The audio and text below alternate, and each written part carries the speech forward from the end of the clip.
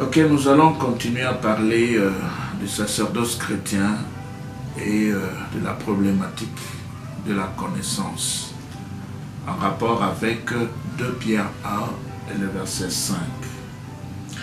Il est dit dans la Bible, nous commençons par le verset 3, « Comme sa divine puissance nous a donné tout ce qui contribue à la vie et à la piété au moyen de la connaissance de celui qui nous a appelés par sa propre gloire et par sa vertu, lesquels nous assurent de sa part les plus grandes et les plus précieuses promesses, afin que par elles vous deveniez participants de la nature divine, en fuyant la corruption qui existe dans le monde par la convoitise. À cause de cela même, faites tous vos efforts pour joindre à votre foi la vertu, à la vertu, la science. À la science, la tempérance, la patience, la piété. Notre problème, c'est la connaissance qu'il faudra ajouter à la vertu. Elle doit être de quelle nature? Quelle est la nature de cette connaissance que l'on doit avoir dans les sacerdoces chrétiens, que l'on doit ajouter à la vertu? La fois passée, nous avons parlé de la connaissance de la Bible qui est un outil de travail. Celui qui est dans les sacerdoces chrétiens, qui est au service de Dieu, utilise la Bible. La Bible pour lui est un outil de travail. Et comme il est au service de Dieu avec la Bible, il doit donc bien connaître la Bible qu'il utilise. Et aujourd'hui, nous allons parler de la connaissance du contenu de la Bible. Qu'est-ce qui se trouve dans la Bible? Parce qu'on ne peut pas utiliser un outil qu'on ne connaît pas. La fois passée, nous avons présenté la partie technique. C'était la présentation de la forme de la Bible et sa composition. Aujourd'hui, les contenus. Pour une recherche et une étude assidue et approfondie de la vérité de la parole de Dieu, il faut bien connaître la Bible et son contenu. Qu'est-ce qu'il y a dans la Bible? Les serviteurs qui sont au service de Dieu, il doit faire un effort pour connaître exactement le contenu de l'outil qu'il est en train d'utiliser. Il doit faire des efforts dans la recherche, de la compréhension, de l'étude de la parole de Dieu. Parce qu'aujourd'hui, on prétend qu'il faudra prendre une connaissance qui vient d'ailleurs, qui sortirait de l'occultisme, qui sortirait de la sorcellerie, qui sortirait de la cabale juive, qui sortirait de la magie du juif, pour ajouter à la Bible. Et nous pensons que la Bible en elle-même, elle est suffisante pour être utilisée dans les sacerdoces chrétiens pour la gloire de Dieu. Ainsi, il faudra que les serviteurs qui est au service de Dieu, je me répète, qu'ils puissent tout faire avant d'aller ailleurs pour avoir une autre information, faire un effort pour connaître ce qui se trouve dans la Bible.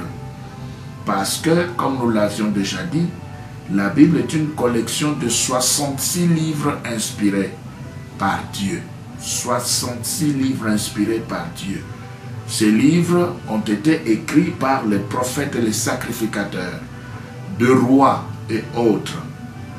Il a été donné en hébreu, en grec, et les apôtres ont utilisé les textes de la Bible pour travailler.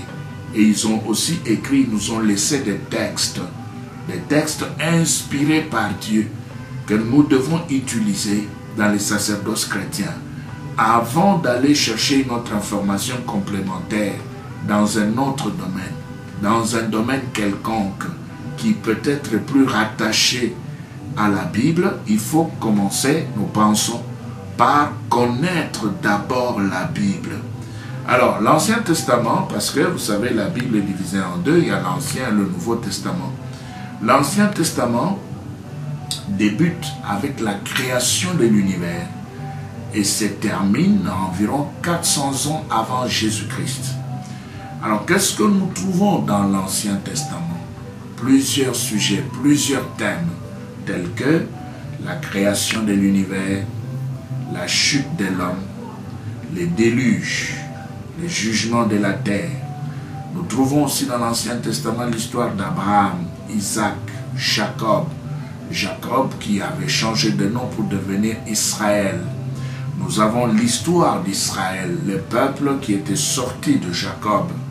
Nous avons l'exil en Égypte. Et là, en Égypte, Israël a fait 430 ans en Égypte. Dans l'Ancien Testament, on trouve l'Exode, ou la marche dans les déserts du peuple de Dieu pendant 40 ans. Nous avons la conquête de Canaan pendant 7 ans.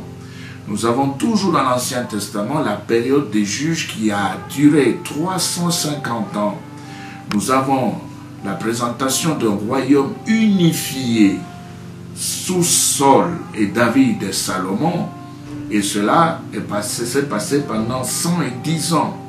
Nous avons le royaume divisé, Juda et Israël, 350 ans. Nous avons l'exil à Babylone, 70 ans. Le retour d'exil et la reconstruction, ça s'est passé dans 140 ans. Donc ces choses se retrouvent dans l'Ancien Testament et il faudra que les serviteurs puissent faire des efforts pour connaître ces choses comme il se doit et les approfondir. Le Nouveau Testament qui vient après l'Ancien, il a aussi un contenu que nous allons présenter, mais nous voulons d'abord ici résumer l'Ancien Testament. Les 39 livres de l'Ancien Testament, ils sont résumés en 5 catégories. L'Ancien Testament est résumé en 5 catégories. Vous avez d'abord la loi. Donc la loi qui contient les 5 livres, de Genèse à Deutéronome, le livre de Moïse. Nous avons les livres historiques. Et là, nous avons les 12 prophètes, de Josué à Esther. Nous avons les livres poétiques ou sapientiaux, ils sont à 5, de Job à Cantique de Cantiques. Les grands prophètes, ils sont à 5, d'Ésaïe à Daniel. Nous avons les petits prophètes 12, à partir d'Osée jusqu'à Malachie. Après la rédaction de l'Ancien Testament, c'était le silence le plus complet. Dieu n'avait plus parlé. Un véritable silence. Et cette période de 400 ans était dominée par le silence de Dieu. Et le silence de Dieu avait été rompu par la présence de Jean-Baptiste qui est venu annoncer la venue de Jésus-Christ le Sauveur. Et c'est ce qui nous introduit maintenant dans le Nouveau Testament. Le Nouveau Testament donne la suite de l'histoire de la naissance de Christ jusqu'à la fin de l'histoire humaine. Les 2 testaments vont donc, comme vous pouvez bien le remarquer, de la création à l'achèvement de l'histoire, de l'éternité passée à l'éternité future. Et dans les 39 livres de l'Ancien Testament, on se préoccupe de l'histoire d'Israël et de la promesse d'un sauveur. Mais dans les 27 livres du Nouveau Testament, on rapporte la vie du Christ et l'établissement de l'Église. Les 4 évangiles décrivent sa naissance, sa vie, sa mort, sa résurrection et son ascension. Ces éléments donnent déjà aux serviteurs de Dieu des informations pouvant être utilisées dans l'œuvre, dans les sacerdoces chrétiens. On n'a pas à recourir à une information mystique, à une information occultiste pour pouvoir servir Dieu dans les sacerdoces chrétiens. Mais on doit bien connaître le contenu du document qu'on doit utiliser comme outil.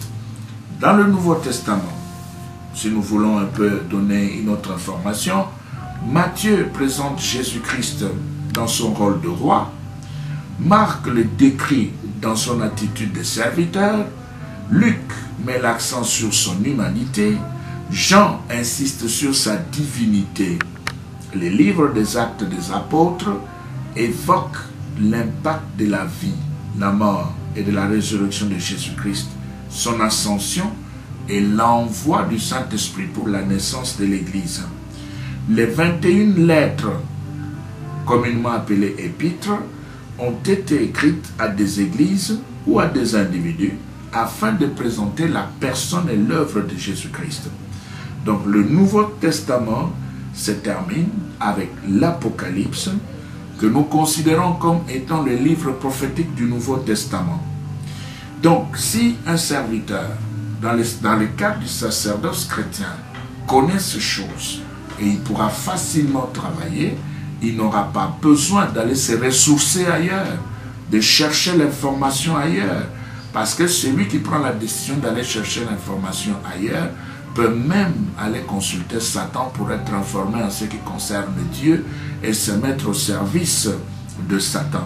Et c'est pourquoi nous disons que toute la révélation de l'Ancien Testament, la révélation du Nouveau Testament, toute cette révélation se trouve liée au point suivant.